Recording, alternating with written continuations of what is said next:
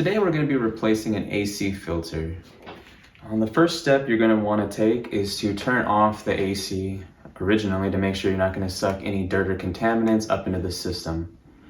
Then unwrap your new filter and inspect it to make sure that it's the right size and length and diameter for your installation.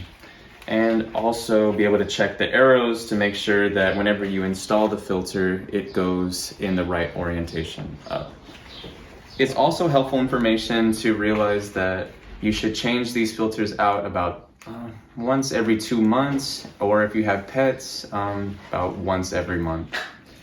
We wrote the date just to kind of help clarify when this installation was and to help track any type of you'd be able to see in the future when you need to change this out. So let's get to it.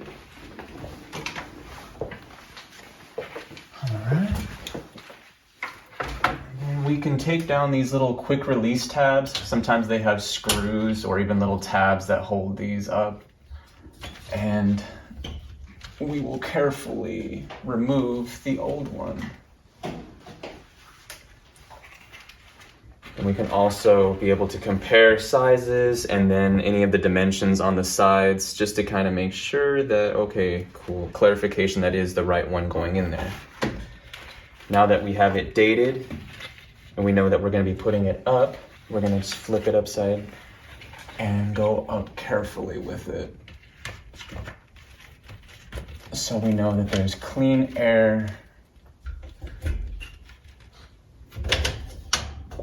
and you can fold back up the release tabs, locking it into place.